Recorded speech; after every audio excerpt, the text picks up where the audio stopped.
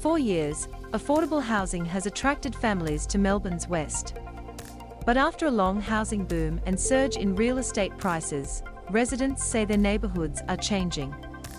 It's a hot Thursday afternoon and Aaron Taylor is in the water, enjoying a swim in Port Phillip Bay with his two Labradors, Buddy and Vader. An unusual surge in pink jellyfish has put most locals off a cool dip on this afternoon. But they haven't stopped Aaron smiling and splashing about. Aaron Taylor enjoys swimming with his dogs in the bay. On the sand, more people are out enjoying the warm weather. A man sits topless on a bit of driftwood, chatting to people as they pass him by. A Samoyed chases a ball through the shallows and a couple of women walk ankle deep in the water, going slowly, looking carefully for flashes of pink. From this spot, beachgoers can see the city skyline while taking a dip. A dog cools off in the water at Altona on Melbourne's Port Phillip Bay. On this stretch of beach, dogs are allowed to run and swim off-leash. It's on this stretch of wide open beach that Aaron likes to relax, throwing balls to his dogs and unwinding after a day's work.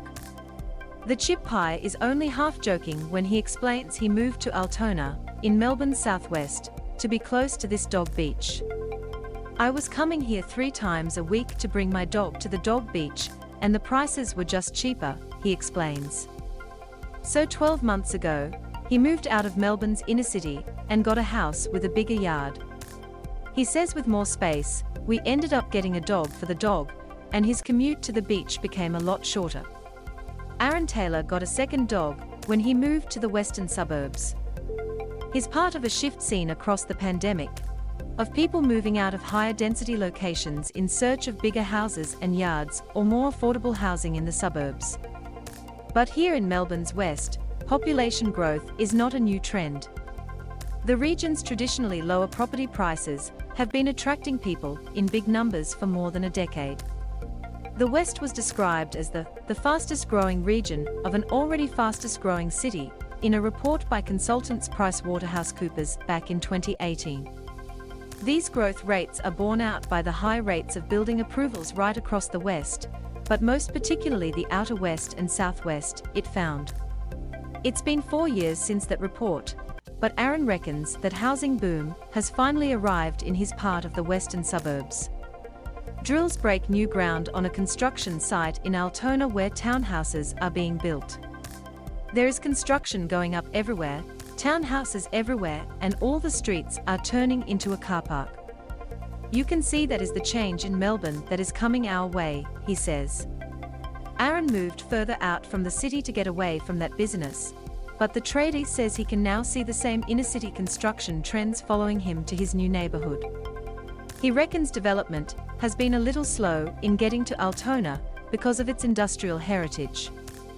It's a suburb best known for the oil refinery that sits at its northern entrance and the factories and manufacturing surrounding it. For decades, these businesses provided jobs for many of the locals, who would travel up Millers Road each day to work. ExxonMobil Australia last year announced it would close the oil refinery, turning it into a fuel import terminal instead. The oil refinery opened in Altona in 1949. I think its development has just been delayed a little bit because it has been hidden behind the oil refinery and no one is game to come this side of that, Aaron says. But now a combination of surging house prices and a decline in that heavy industry has finally caught up to this little pocket of Melbourne. The western side of Port Phillip Bay, and its beaches which sit a kilometre or 2 behind this industrial heartland, are transforming. Along this stretch of beach, new homes are replacing the old. They are changes some of its residents are embracing, and changes that many also worry about. Back in the water, as Aaron throws the ball to his dogs, he hopes some of that change leads to new local businesses in his neighbourhood. It could do with a bit more nightlife and a bit more food-wise, he reckons. But he also fears his quite hidden little pocket of suburbia will become busier and more yuppie. He's not the only one to have noticed the construction and development in the area. In his suburb, everyone has their own reflections on what should and shouldn't change. From this window, you can see the views from the esplanade at Altona. An Australian dream, years in the making. From the dog beach, you need to follow the esplanade, past old fishing piers, new mansions and a perfect view back to the city skyline, to get to Susan High's fish and chip shop and ice cream store. On hot days when the beach attracts visitors from across the city, Susan and her family must get to work before 10 a.m. to make sure they can find a park. Susan High has run her business on Altona's main beach for the past 7 years. If we come late, sometimes it can be half an hour looking for a park, Susan explains. Local businesses and delivery drivers have, she says, noticed the beach becoming busier and parking trickier to find.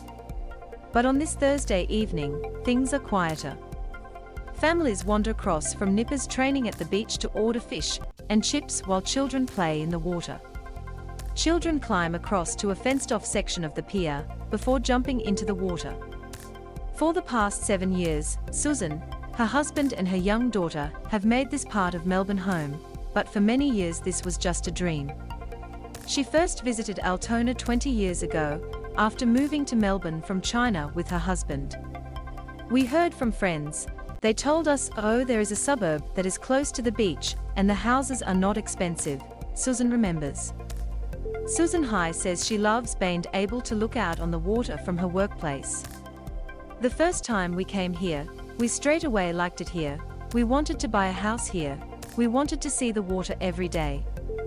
For years, her family had to settle for day trips to the beach because their work was too far away to commute. But on one of those visits in 2015, Susan noticed the fish and chip shop for sale and leapt at the chance to make the move. Her family is part of a demographic shift being seen by real estate agents across the area, who have noticed younger families buying into the suburb. Large drills and bulldozers are dotted along Susan Street, laying foundations for new homes and expanding those already there. Just a few doors down the road from her shop, traders have spent the day tearing down an older home. It's a trend Susan has noticed. Traders pull down this house ahead of a new development going up on this site. The small business owner welcomes the new developments popping up all over Altona.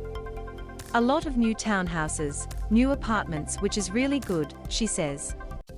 She still appreciates the chance she had to move to her beachside suburb, but she knows surging house prices mean families must pay more than $1 million to buy a house here now.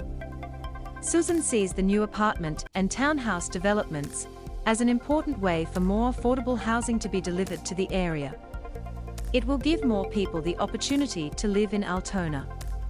Not everyone needs the big house, not everyone needs the backyard. Some people prefer the apartment, she says. Tucked around the corner from Altona's shopping strip, this building is going up. In the house his dad built, Peter has watched his suburb grow. Just back from the esplanade, Peter Weaver tends to the fruit and vegetable garden that surrounds his house. He started with just a lemon and lime tree and now says he's up to 33 fruit trees, 5 chickens. The nature strip has become a garden as well. In summer, Peter grows most of his own fruit and vegetables. On his small suburban block, every bit of space is used to grow and produce food. A vine clings to Peter's fence, heavy with Japanese grapes that are not quite ripe yet. Trout swim in tubs and strawberries and herbs grow in little containers along a wall. But it wasn't always like this. Peter Weaver grows herbs and strawberries up walls of his home.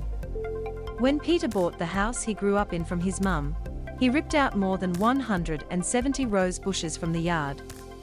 The local real estate agent understands better than most the local tension between those who want to preserve what the suburb has been, and those who are ready for change. His childhood was spent in this very house, during the suburb's first major growth spurt in the late 1960s and 1970s, when the oil refinery and factories attracted families to the area. The oil refinery at Altona opened in 1949 and has been at the heart of the suburb's industrial centre ever since. That is when Altona really boomed, because we had the migrant population, all of the factories were being built, the council could charge the factories for rates, so Altona Council was one of the richest councils out, he remembers. Peter's dad was a builder who constructed many of the houses for the new family.